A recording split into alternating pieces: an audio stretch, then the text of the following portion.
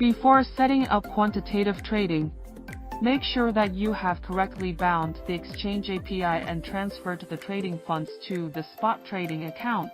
The Royal Q account needs to have a per-charged fuel fee greater than 2 USDT. If it is less than 10 USDT, you will be notified. Open the Royal Q app, click Quantize to enter the quantization page.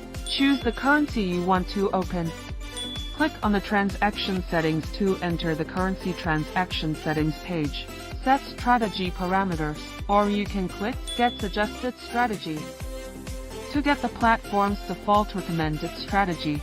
After setting the strategy parameters, click Confirm. After the transaction setting is completed, click Start in the lower right corner.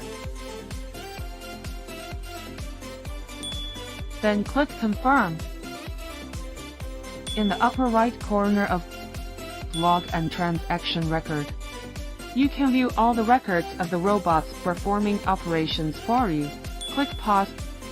To stop the current currency strategy operation, click Sell to manually sell the currency.